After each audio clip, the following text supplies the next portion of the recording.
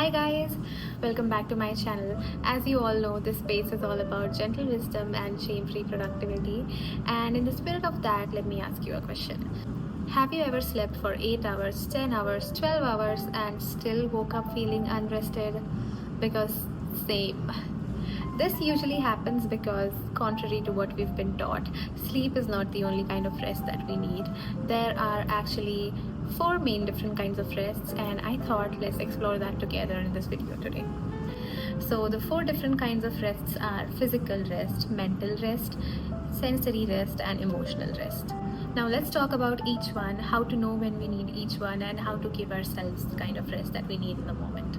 Now, I would like to offer you a little mindset shift that we're oftentimes made to believe that rest is the opposite of productivity, but in my opinion and in my lived experience, rest is an integral part of productivity.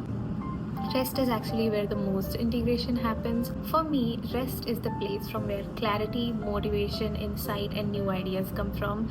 So the next time that little shame voice in your head tells you that you don't deserve rest, maybe tell shame to go back to its room and lock itself. So let's start with the first kind and the most obvious one, which is physical rest. Physical rest is the most obvious one and yet somehow very ignored in today's times. It's obvious that we need physical rest in situations where we physically overexerted ourselves, like maybe a long trek or traveling too much or doing work that requires a lot of physical labor. But we forget that the times that we live in, a lot of the mental pressure that we have also creates a kind of physical fatigue. And a lot of times in our culture, we're asked to do shift work or just ignore our basic needs like food and sleep. And that also causes physical stress on our bodies and depletes us physically, which is where the role of physical rest comes in. So it's pretty easy to identify when you need physical rest. Now, the key to giving yourself physical rest is, instead of being up here inside your head, you're in tune with your body. You're listening to your body and you're in tune with what it needs in the moment, and you're willing to give it that. That is the form of physical rest. Now, sometimes it might just be sitting on the couch or being a couch potato or taking a small nap or getting a good night's sleep or going to a vacation somewhere in the Bahamas. Those are all kinds of physical rest. But there are also some lesser known ways of physical rest that I would like to point out here. The first is yoga or stretching, because it actively engages your body and relaxes your muscles and shifts your nervous system from the fight or flight to the rest and digest parasympathetic mode, which is the restful state. And in my opinion, I found that just a quick 15-minute stretch can relieve a lot of physical fatigue very quickly. The other form of physical rest that is not talked about a lot is yoga nidra or non-sleep deep rest. This is a concept introduced by Andrew Huberman. He talks about it a lot, and I'll link the podcast below. Non-sleep deep rest is a guided meditation kind of thing, where you are guided gently to relax each group of your muscles, and it puts your body into a very restful state. Even if you're not actively sleeping, you're still giving your body the sleep kind of rest that it needs. Apart from this, going on a light walk is also a great way to give your body some physical rest, because it's the kind of gentle movement that releases tension and relaxes your muscles and also clears your head. The second kind of rest is mental rest. Now, in this economy, I think mental fatigue is the most common fatigue that we all experience, and there's just a lot of things that cause mental fatigue. For example, making too many micro decisions in one day, or doom scrolling and giving yourself too much information and not enough time to process it, studying or doing highly skilled knowledge work.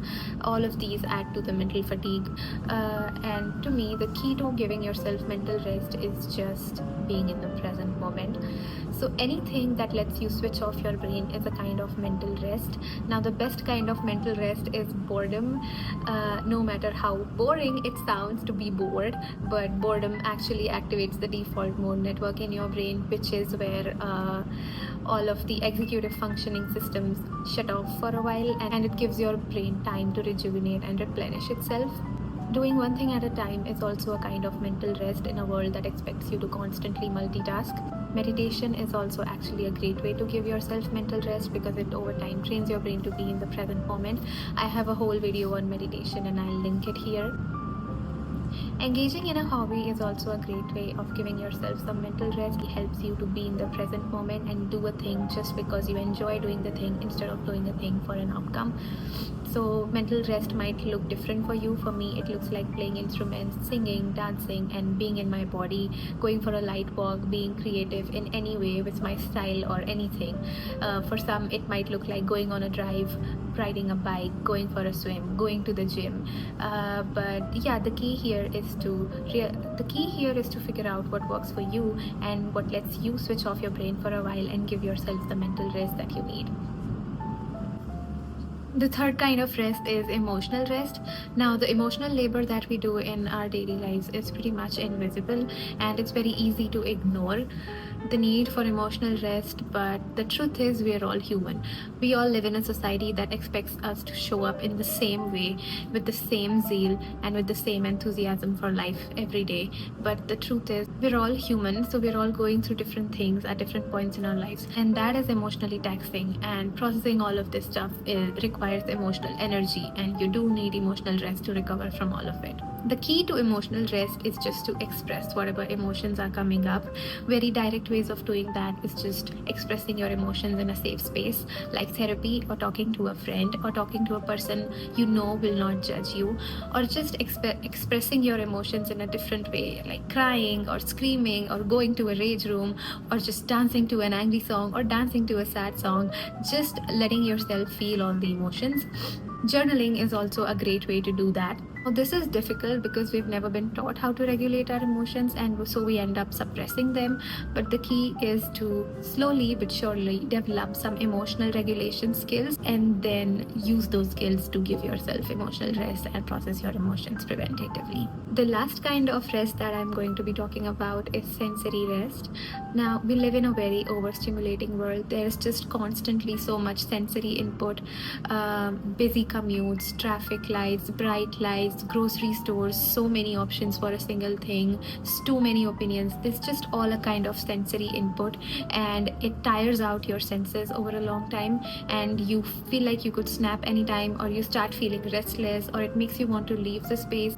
It can get pretty distressing, and if we don't give ourselves sensory rest, we end up constantly feeling overstimulated, which then trips over into mental fatigue, which then trips over into physical fatigue, and a lot of times we just are not aware of the fact that what we need is sensory rest. I try to tackle sensory input up front and do this preventatively by using some small accommodations like noise cancelling headphones when I'm on long flights, or just my loop earplugs when I'm out in a noisy place, just using sunglasses with a little tint to block those bright grocery store lights, and just choosing to go to less crowded places. But that's just me, you don't have to do that. So the best way of giving yourself sensory rest is to reduce the sensory input. Just removing yourself from the environment and removing all of that stimulus is a great way to give your senses a break. For me, this looks like not doom scrolling on Instagram, which to be honest is very difficult, but I try.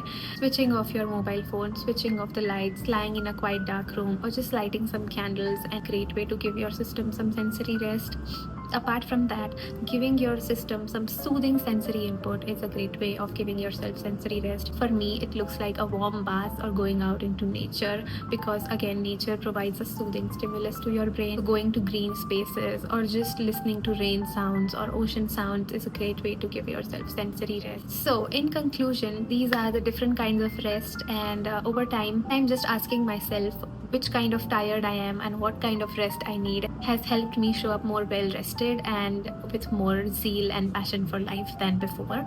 The point of this video is not to tell you that you're doing rest wrong. In fact, my intention is quite the opposite. I just want to let you know that there are different avenues and different ways to give yourself the. If you look at rest through a lens of curiosity and attunement, you would be signing up for a more well rested and more fulfilling life. So I hope you enjoyed this video, and I hope it helped you, and I hope you have a restful rest of the day, and I will see you the next time. Bye bye.